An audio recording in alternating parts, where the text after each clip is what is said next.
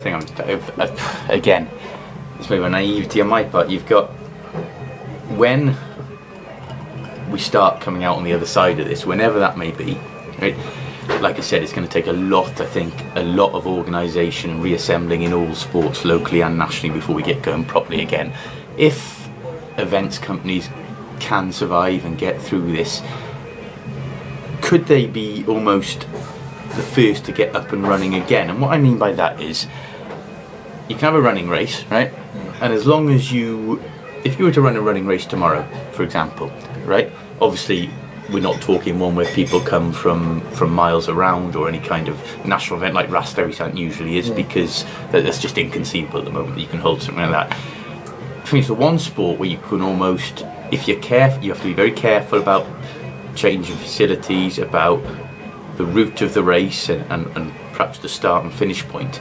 But it is perhaps one of the few sports where you can guarantee non-contact. It is, and you could start and back up. The problems you've got is the travel. You could start local ones, but it's how you manage people coming back, and also, I mean, it's things like the aid stations. I mean, just take Tour de Chaine now. That was called off on the day the announcement came out. I spoke to the local authority on the morning. We were expecting that it would be a number 500 people. No gatherings of 500 people. That's what everyone was sort of saying that would come out. So we thought, right, if that's the case, we will run Tour de Chaine, because what you've got, we'll cap it at 250. Yeah.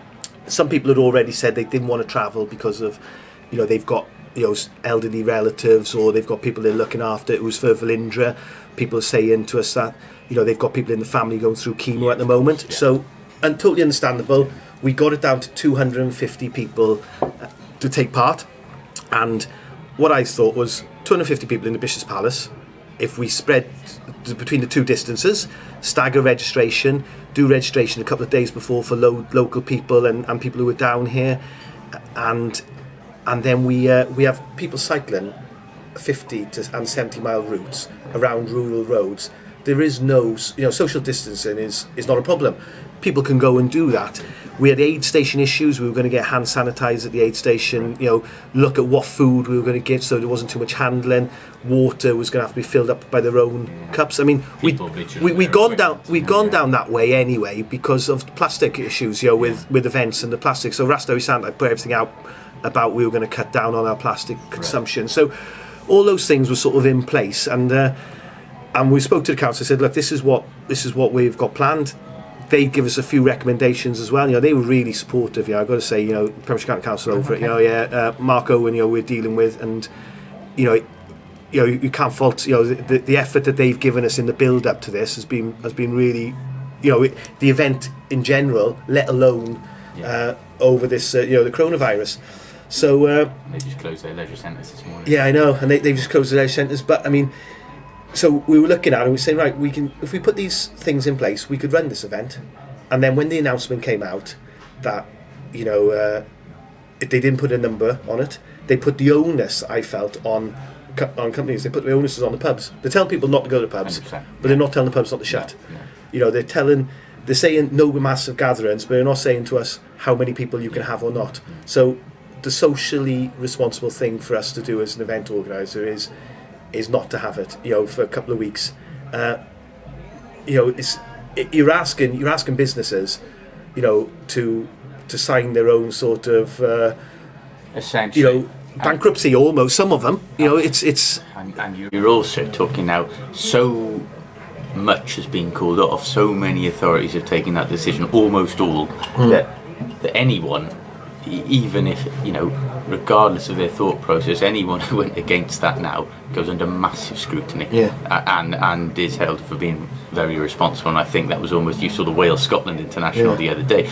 No matter what they were thinking on Friday morning, by that point, when they announced it was still on, by that point you had the Premier League, the Europa League, the Champions League, the rest of the Six Nations, domestic rugby. You had some massive events that were off globally, that there was no way they were going to be able to withstand that pressure for another 36 hours, and it was no surprise then by Friday afternoon when it was postponed, and had they ploughed ahead with that, I think scrutiny and the backlash would have been huge. It would have been monumental, you know. There's lots of conspiracy theories around the timing that it was called off and everything, of course, you know. Yeah. But I think it's just impossible for anyone to try and hold any kind of large event at the moment and think. Well, you had the FAW, didn't you? You know, calling off like kids football and kids training, and then the national team were going to play in an 80,000 capacity stadium. But again, you know, but I mean, we go back to this whole thing about financially, you know, and it's the WRU come into that. You know, I think the W get a lot of criticism for ticket prices, and they are extortionate. They get a lot of criticism for that extra autumn international they play, you know, in November, December, which clashes with club windows and things like that. But the fact is that they need the ticket prices to be at they are, and they need that extra international desperately for revenue. You know, we talk about how underfunded the regions are and things like that, and I think it was probably desperation, maybe financial desperation, maybe overtook common sense. I think they have offered. There's no refunds for any tickets. I don't know if you've noted that. The tickets are now eligible for the rescheduled game in November as it stands. But no, it's madness to, you know, like you say, to try and hold any event now, and it's going to be shot down. I just think from an events point of view, I hope events companies can get through this, and maybe they can be the first to be up and running again. Yeah, and it's funny because I was on a forum, like, you know, it's a sort of race directors forum online there, and you know, a lot of Americans on it, and they feel in America they'll be the last of the industries allowed to go back.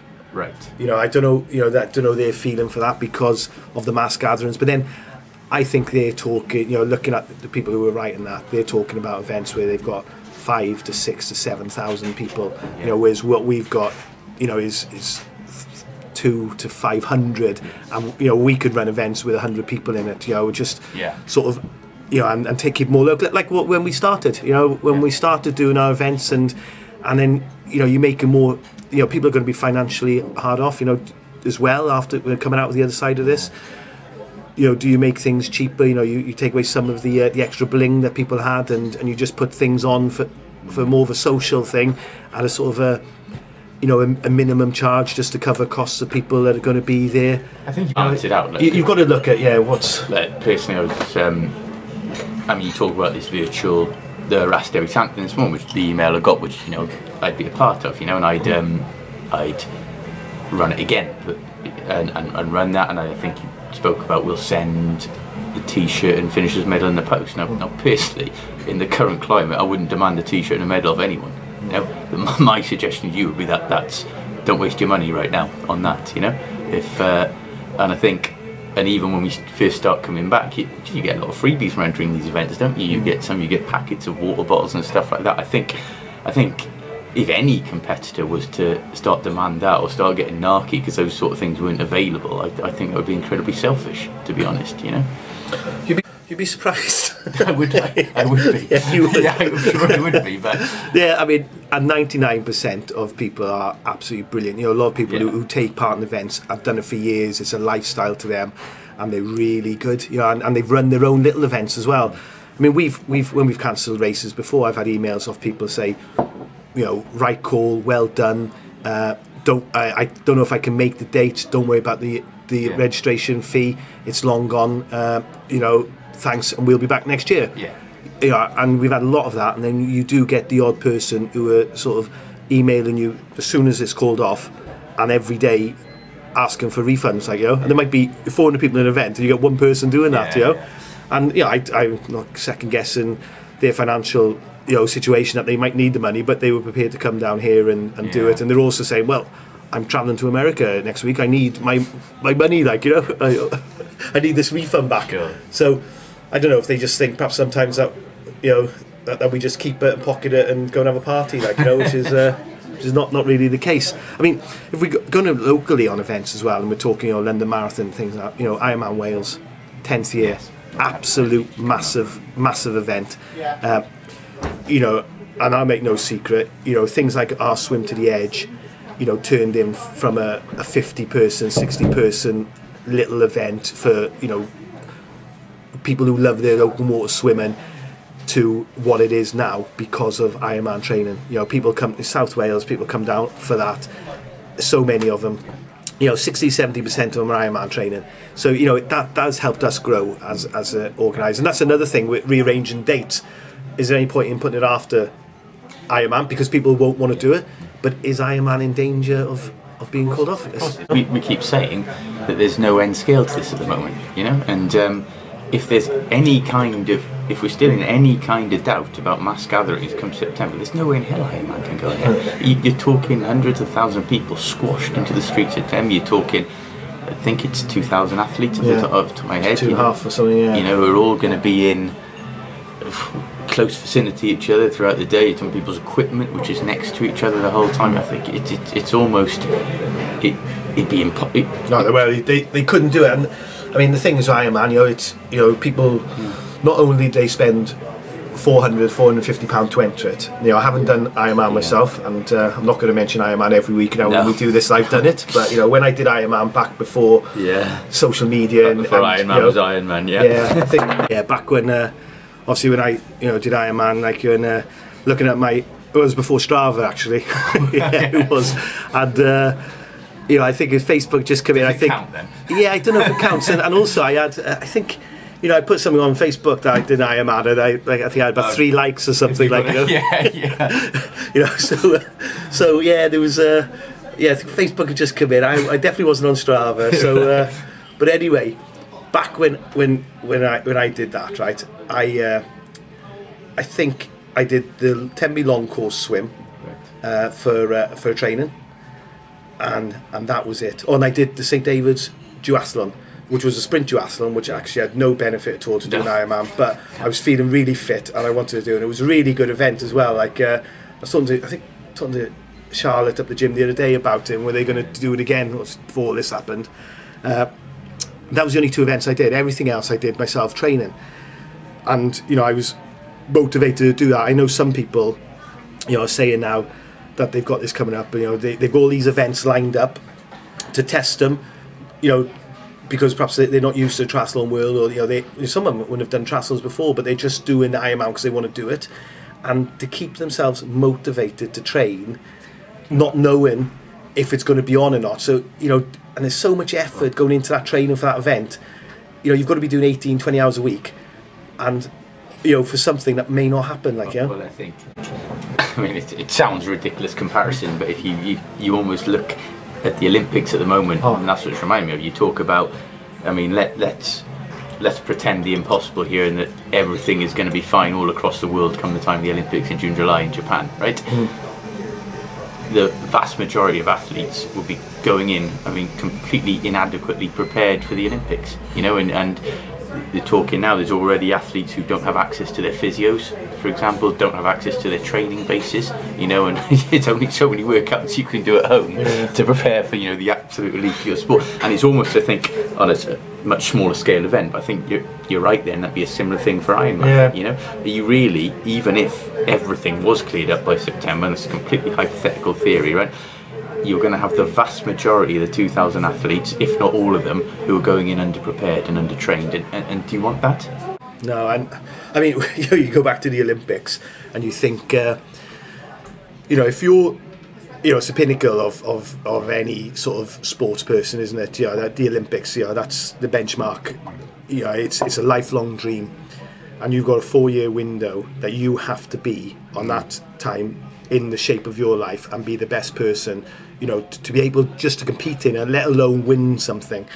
So if they miss out and they cancel it fully and they don't rerun it, you know, you've got 8 years. You're gonna have a body of athletes who have probably, you know, been guided since the age of 4 or 5 or 6 in gymnastics, tennis, or you know, whatever sport it is, sprinting, athletics, you know, who've missed their whole life, you know, lifelong challenge and dream, like, you know. A theory now, though, if that 4-year window, again, completely hypothetical theory, becomes a 5-year window and they put it back 12 months, how much does that disrupt athletes? How much do athletes gear towards that exact time? Well, so, I mean, it's so scientific. Yeah. I would have thought that, you know, they're building their body up for that actual moment of this period. You know, I mean, it's not like you're doing a bit of pre-season to go out and play for St David's. Like, it's I would have thought it's shed some weight by September. I don't know, you probably know more than me, but I would have thought that it's very scientific, and it's building them up to be where they want to be at that point in time.